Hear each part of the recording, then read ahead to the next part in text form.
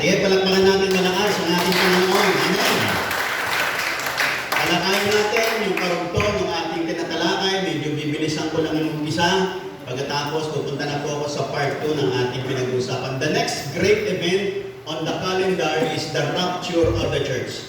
Although sa ibang mga ngaral ngayon, pagka nanood kayo sa YouTube, sa kanila wala ng rapture. Wala ng second coming. Sa kanila nangyari na yon. Pero tayo, hindi natin ito pinag-aaralan para matakot tayo. Pinag-aaralan natin ito para magkaroon tayo ng isang pag-asa. No? Na katulad ng sinasabi ng banal na kasulatan, there is the blessed hope who is Christ Jesus our Lord. Kaya natin pinag-aaralan para makita natin meron tayong dakilang pag-asa. Sa kabila ng mga nagaganap sa ating buhay, meron tayong inaasahan at itong pag-asa natin ay hindi dapat magdala ng takot sa atin, kundi magdala ng kasiyahan at kapanatagan sa ating mga buhay na meron tayong inaasahang tagapagligtas na dadating para kunin tayo at isig tayo sa mga magaganap na hindi magaganda sa mundong ibabaw. Kasi sabi ng iba, ito rin mga aral nito nagdadala ng takot. Pero siyempre, depende yan sa nakikinig, depende yan sa tumatanggap. Kung natatakot ka, ibig sabihin, you are not yet prepared. Pero kung ikaw ay handa na, hindi ka matatakot. Kaya nga, ito nawa ay ito nawa ay gumising sa ating mga buhay. Para sa ganun, maihanda natin yung ating sarili. At pag nakahanda ka, hindi ka dapat matakot. Amen po ba? Kaya sabi ng iba, dahil hindi na wala ng rapture, wala ng second coming, wala na tayong katatakutan. Mga kapatid, hindi dapat katakutan ito. Ito ay dapat, sabi nga, those who love His appearing. Yung mga taong nagmamahal sa Kanyang pagdating. Yung mga nagmamahal sa Kanyang pagdating, hindi natatakot, kundi natutuwa na darating na siya. Amen po ba? Para bagang meron kang isang magulang na nasa ibang bansa, darating na siya sa'yo, at papauwi na siya, alam mo, masaya ka. Pag uwi niya, may mga pasalubong siya sa'yo. Pag uwi niya, yayakapin ka niya. Pag uwi niya, ay makakapiling mo na siya. Di ba masaya? Hindi ka natatakot. Natatakot lang yung iba kasi alam nila na marami silang nagawa na hindi nakakalugod sa kanilang magulang na nasa ibang bansa. Kaya pag paparating na yung kanilang magulang, natatakot sila. Bakit? Kasi marami silang mga bagay na hindi ginawa at hindi na mga bagay na nasuway nila sa kanilang magulang. Pero kung tayo po'y handa, tayo po'y lumakad sa katuwiran ng Diyos, na nampalataya ng lubos at nagtiwala sa Kanya, there is nothing to fear about. Wala tayong dapat ikatakot. Bagkus, matuwa tayo na malapit nang dumating ang Panginoon para kunin po tayong lahat. Amen po ba? Yung masaya magsabi ng amen. Kaya nga, the next great event on the calendar is the rapture of the church. Ito ang inaabangan natin lahat sapagat ito isang dakilang event. Okay, pakiyan yung ating Ayan, the rapture of the church. One of the major events that will take place in the last days. At ito ang isang event na tayo bilang church ng Jesus Christ Forever Blessed Church, ang ating katatayuan, tayo naniniwala na meron pa, darating pa siya, mangyayari pa ang rapture. Yung iba, tapos na sa kanila. Kung sa kanila tapos na, di okay lang. Yun ang kanilang paniniwala. Pero tayo naniniwala, darating pa, may mangyayari pa. At nandito pa siya at nag-prepare para sa kanyang pagbabalik sa atin. Kaya nga, be sure you are included at hindi ka dapat excluded. Dapat kasama ka.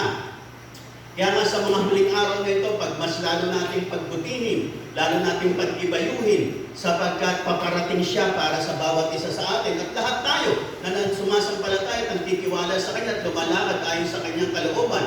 Mga kapatid, there is nothing to fear about. Wala tayong dapat ikatakot because dapat natin ikasiya na darating na ang Panginoon at pupunin na niya tayo. Kaya nga, nilagay natin dyan, are you ready for it? At dapat naman, handa ka. Amen po ba? Sabi mo nga sa katabi mo, handa na tayo. Amen po ba? Kaya na getting prepared for the rapture. At ito yung binabanggit natin, this will take place in the rapture. At yung ibang mga nakita ko sa YouTube na about ng mga video ng rapture, pinost ko po sa ating chat group. Panoorin niyo po. At hopefully, ay wag po kayong matakot mga kapatid. Hindi po nakakatakot ang rapture. Amen po ba? Ito ang dakilang pag-asa natin. Ito ang pinagpalang pag-asa nating lahat na hindi po natin dapat ikatakot, kundi tayo pong lahat ay matuwa, masiyahan, sapagkat paparating na siya. At pupunin na tayo, makakasama na natin siya. Amen po ba?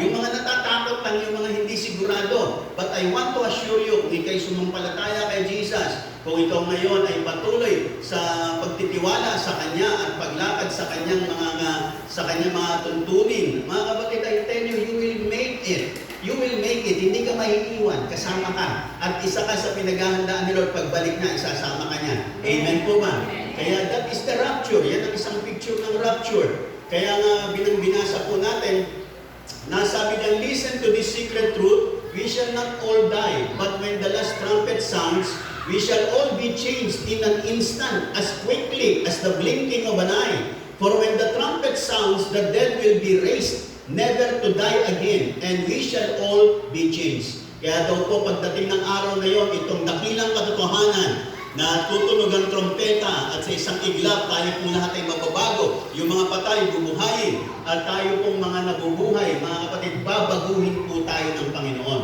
Sabi rito, for what is mortal must be changed into what is immortal. What will die must be changed into what cannot die. Yung mga namamatay, hindi na mamamatay. Yung mga mortal, magiging immortal na sa araw na yon. Amen po ba?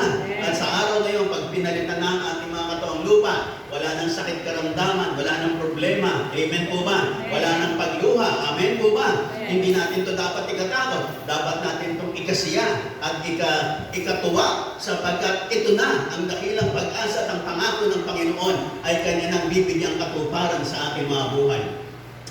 Kaya nga, we believe that Jesus died and rose again. And so we believe that God will take back with Jesus those who have died believing in Him.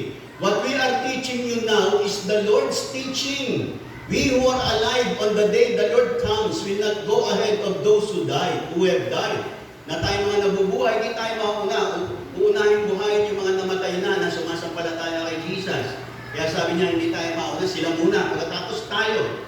Isa-isang iglap lang po yan, mga kapatid. Hindi po matagal yan. Sa isang iglap, nangyayari yan. Napakabilis po niyan. Kaya doon sa binasa natin sa 1 Corinthians 15, sabi, in a blinking of an eye, sa isang kisap mata, sa isang kurap ng iyong mata, nangyayari na ang lahat. Ganon katindi, mga kapatid. Kaya nga sabi niya, there will be the shout of command, the archangel's voice, the sound of God's trumpet, and the Lord Himself will come down from heaven. Those who have died believing in Christ will rise to life first. Then, we who are living at that time will be gathered up along with them in the clouds to meet the Lord in the air. And so we will always be with the Lord. Sabi rito, so then, encourage one another with these words. Sabi, palakasin nyo ang bawat isa ng mga salitang ito. Hindi natin tatakutin ang isa't isa. Sabi, palakasin ninyo. No, i-encourage nyo sila. Kapatid, malapit na. Pag-ibayuhin pa natin, sige. Walang nilihis. Patuloy lang. Nakikinig po ba kayong lahat? Kaya sabi niya, encourage nyo ang bawat isa. No, paalalahanan na malapit na. At matuwa tayo sa pagpaparating na siya. Kaya, this is to encourage, not to give fear. Hindi para takutin ng sino man. Ang natatakot lang, yung mga hindi sigurado. Pero naniniwala ako, sigurado ka. Amen po ba? Sabihin mo sa katabi mo, sigurado ka. Amen. Kaya encourage one another. Palakasin natin ang loob ng bawat isa. At sabihan natin sila, marapit na dumating ang ating dakilang pag-asa. Kaya tayong lahat ay magsaya sa araw na yaon. Kaya nga, the rapture of the church, sabi, the rapture of the church is a glorious event we should all be longing for. Ibig sabihin, dapat minimiti natin ito, Lord. Kaya nga, yung iba sabi, Maranatha, Lord, come, Lord Jesus, come. Sapagkat ito ang pinakamimiti natin, mga kapatid. Matatapos na ang lahat ng mga dinadaanan natin, mga pandemic na to. Matatapos na mga kapagyatian, yung mga uncertainties, mga insecurities ng buhay, yung mga pananaw sa kawalan, matatapos na. Kasi may tiyak na darating para sa bawat isa sa atin. Kaya dapat, we must be longing for. Minimiti natin na Panginoon, dumating po kayo, Panginoon. Come, Lord. nandito po ako naghihintay sa iyo. Amen. Dapat ganun po ang bawat isa sa atin. And we will finally be free from sin. We will be in God's presence forever. Pagdating ng araw na yon, mga kapatid, forever, pag na-meet natin si Lord, it will be the beginning of forever para sa atin at sa ating Panginoon na tumubos sa atin, sa ating mga kasalanan dito sa ibabaw ng lupa. Kaya nga, binigyan ko ng pansin tungkol sa rapture. Ang rapture ay ayon kay Mr. Webster, ang gumawa ng dictionary, yung state na ikaw ay ka-transport, ililipat ka ng isang lugar, i-snatch ka, aagawin ka, buhat sa mundong ibabaw na magulo, i-snatch tayo ng Diyos, kukunin tayo sa isang igla. At sabi, ang rapture, sabi niya, an act or expression of excessive delight or joy. Ayan. Dapat ang rapture nagbibigay ng galak sa puso ng mga sumasampalataya. Of course, sa mga unbelievers, nagugulumihanan sila, natatakot sila. Kasi hindi sila sigurado, ano ba, kasama ba ako? Ako ba, paano ba ako? Kaya pag talagang pag wala ka kay Lord at hindi ka sumampalataya sa Kanya, fear talaga ang pupunta sa iyo. Pero sa mga mananampalataya, it will be a great joy. Kasi mahirap naman na magbigay tayo ng pag-asa sa mga tao na talaga namang ayaw kumilala sa Panginoon. Kasi talagang sa kanila talagang matatakot sila pag pinag-usapan ito. Kasi ang tagapagligtas pupunta sa lahat ng sumampalataya sa Kanya. Kaya kung hindi ka sumampalataya, hindi siya pupunta para sa iyo. Kaya na tayong lahat na sumasampalataya, masaya tayo, natutuwa tayo.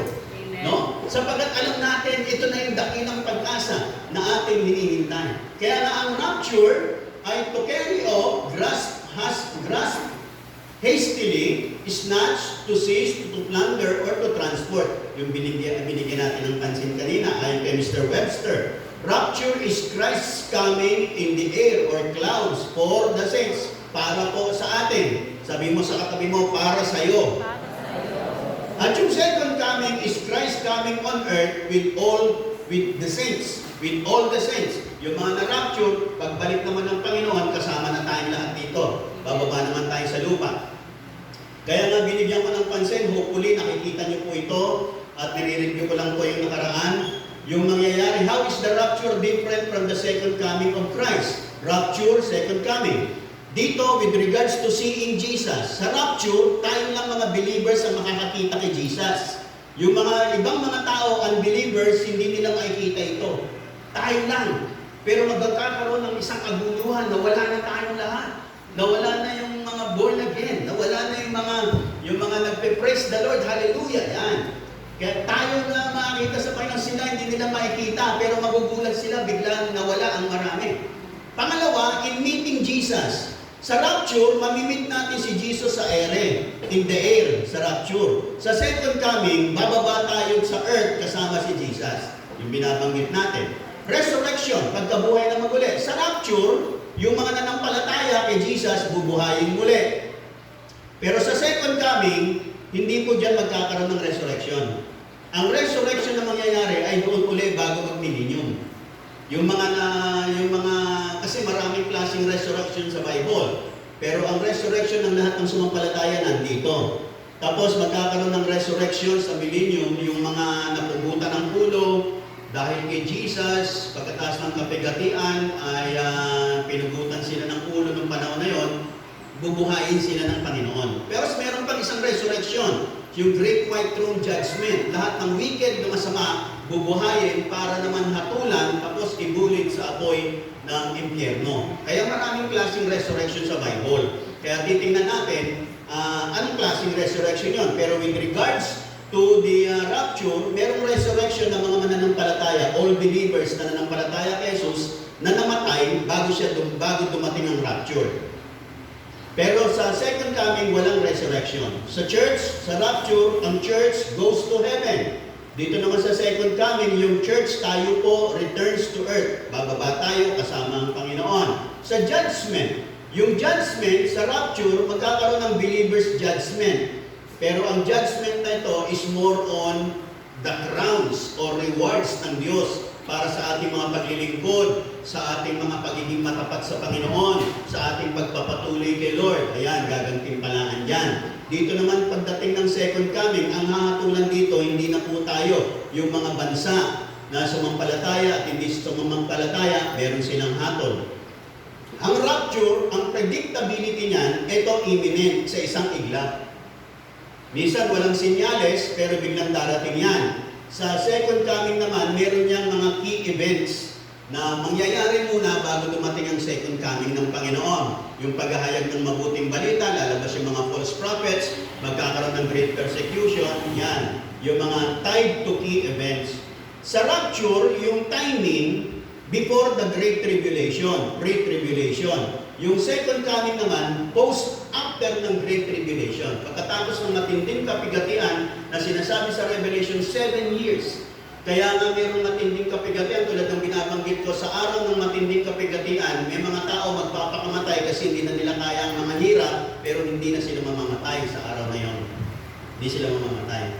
Dadanas talaga sila ng tribulation. Kaya tayo ira-rapture ng Panginoon para hindi po tayo makaranas nun.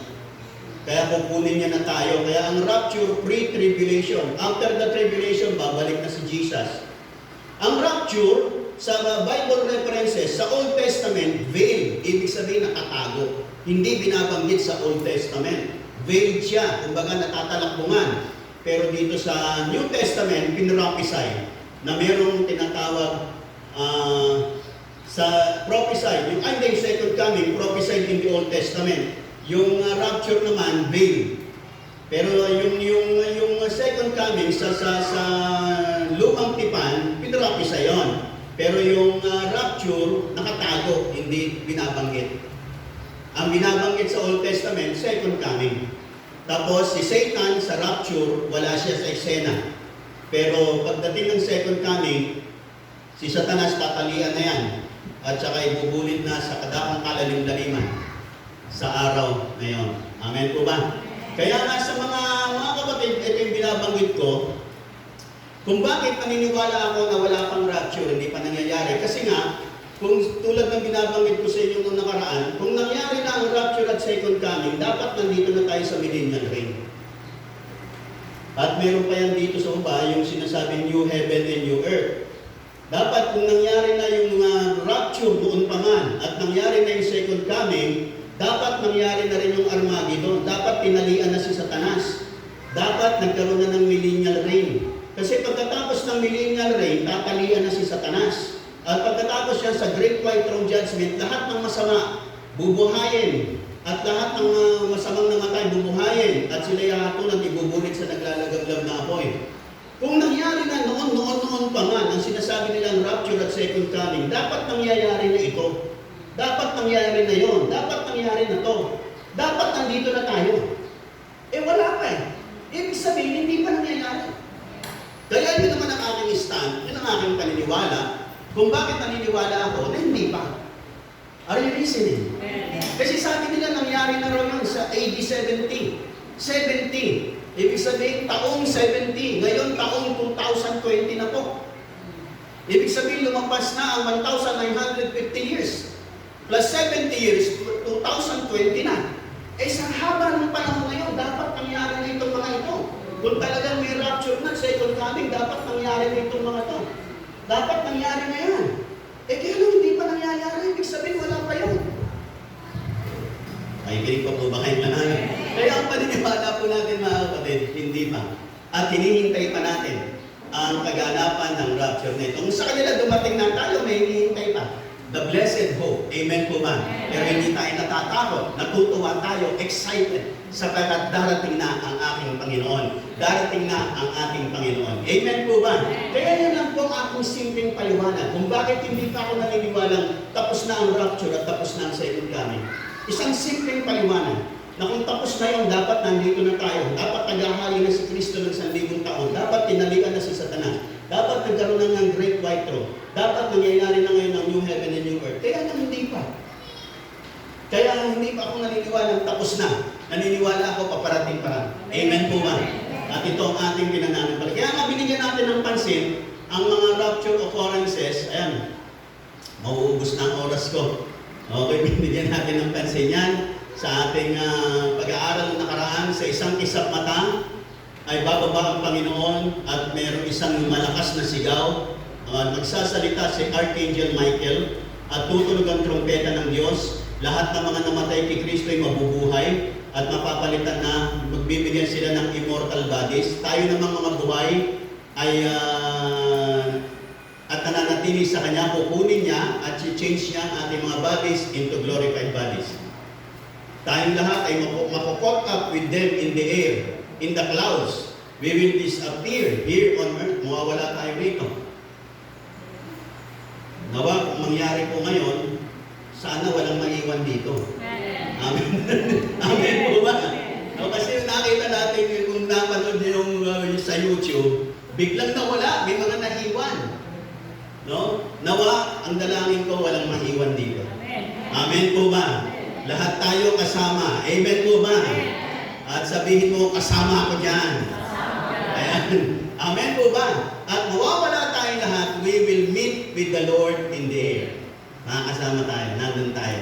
Nakikinig po ba kayong lahat? Kaya nga mga kapatid, at sabi, so shall we ever be with the Lord.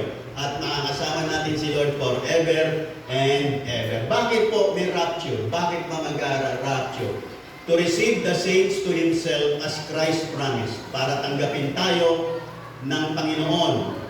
Tayo mga pinapaging banal. Katulad ng sabi ng Panginoon, do not be troubled. Trust in God and trust in me. There are many rooms in my Father's house. I will not tell you this if it were not true. Hindi ko sasabihin sa inyo, may mga mansion doon. Hindi ko sasabihin sa inyo kung hindi totoo. I am going there to prepare a place for you. Paghahanda ko lang kayo ng lugar. At pag naipahanda ko na kayo, after I go and prepare a place for you, I will come back. Then I will take you with me so that you can be where I am. Ayan. Kasi tutuparin na ng Diyos, ng ni Kristo ang kanyang pangako na ipaghahanda ko lang kayo ron, umalis ang Panginoon. Pag nakahanda na, babalikan mo kayo. Amen po ba? Kapatid, nakahanda na. Amen po ba?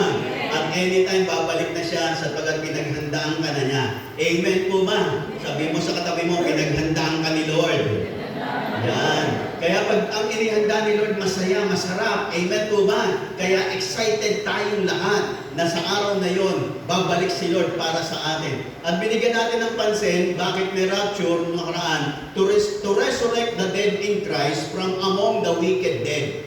So, yung mga namatay kay Kristo, nananampalataya kay Kristo, bubuhayin. At from among the wicked dead. Yung mga namatay na masasama, maiiwan sila. Meron silang sariling resurrection, yung sa Great White Throne Judgment. Doon sa araw na yun, bubuhayin sila para yung mga wicked dead, hatulan at ibulid sa naglalagablab na apoy ng impyerno. Pero dito sa rapture, i-resurrect ang lahat ng namatay kay Kristo. Kaya nga sabi ni Apostol Pablo, all I want is to know Christ and to experience the power of His resurrection, to share in His sufferings and become like Him in His death, in the hope that I myself will be raised from death to life. Ayun.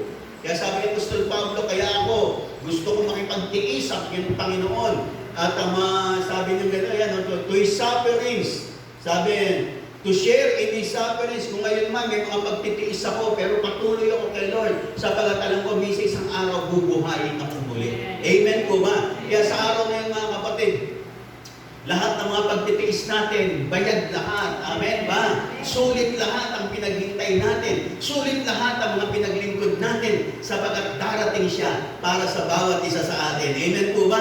Kung ikaw may namatay, bubuhayin ka. Kung ikaw may buhay sa pagdating na, kukunin ka at kukunin tayo ng Panginoon. Amen po ba?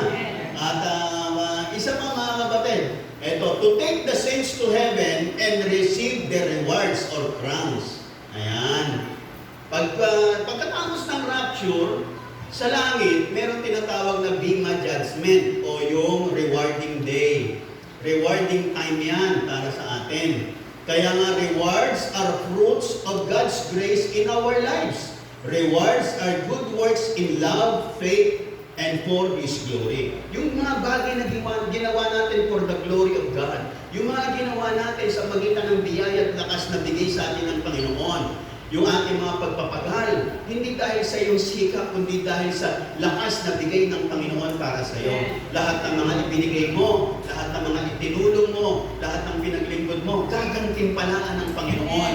Kaya nga, mahalaga lang that as you do it in love, do it by faith, and do it by the grace of God and to the glory of God. Para sa kaluluwalhati ng Panginoon, hindi para sumikat ka, hindi para ikaw ang maitaas. Kaya natin si Lord ang mataas, na makita ang kanyang biyaya sa ating mga buhay. Kaya gagantimpalaan tayo. At hindi ko alam kung ano pa yung mga ibang gantimpala, pero sa Bible, merong 5 koronang binabanggit. Hindi ko lang alam kung meron pang mga iba na nilalaan si Lord. I hope mayroon pa. Kasi maraming sorpresa si Lord at mas maraming nilalaan ng Panginoon. Ang mga crowns in heaven, ayon sa Bible, is the crown of righteousness. Ayon sa 2 Timothy 4:8. Itong crown of righteousness ay for those who loves, para sa Kanya, para sa iyo. For everyone who loves His appearing. Para sa mga nagmamahal, Lord, dumating ka na. Panginoon, nasasabik na ako, makasama ka. At ang sabi, yan ay crown of righteousness. Yan yung mga taong binigyan ni Lord ng righteousness at lumalakad sa righteousness ng Panginoon. At sila ay hindi natatakot kung dumating man ang Panginoon kasi nagmamahal sila na ang Panginoon, darating na ang kanilang pinakamamahal. Darating na si Lord na nagmamahal sa atin at si Lord na mahal natin. Amen po ba? Pag ganyan ang puso mo, mga kapatid, at ikaw ay lumalakad sa katuwiran na ito, na binigay ng Panginoon sa iyo, bibigyan ka ng crown of righteousness. Kasi yung mga nagmamahal sa kanyang pagdating, namumuhay sa katuwiran ng Diyos. Namumuhay sa tuwid na landas, hindi liliko sa kaliwa, hindi liliko sa kanan. Yung mga nagmamahal sa katuwiran. Yung mga tayong lahat, binigyan tayo ni Lord ng righteousness. Hayaan natin yung righteousness na yun, ipagmuhay lang natin. Nakikinig po ba kayong lahat? Para bagang sabi nga ng Bible, we have been clothed with His righteousness. Binigyan tayo ng damit ng righteousness. Yung damit na yun, pag bumuhubarin, isuot mo at gamitin mo habang nabubuhay ka, lumakad ka sa righteousness na yon. Kasi binigay sa iyo ng Panginoon. That's why we have been made righteous because of Jesus. Dahil sa Kanya, ginawa tayong matuwid. Yung pagiging matuwid na yon ay gamitin natin na I am righteous. Kaya pag conscious ka of the righteousness that God has given you, magiging righteous ang isipan mo, magiging righteous ang ginagawa mo, magiging righteous ang mga sinasabi mo. Kasi you are conscious of the righteousness that God has given you through our Lord and Savior Jesus Christ. At sa araw na yon, bibigyan ka niya ng crown of righteousness. Yung nakikinig, magsabi ng amen. Yung iba, bibigyan sila ng incorruptible crown to those self-control.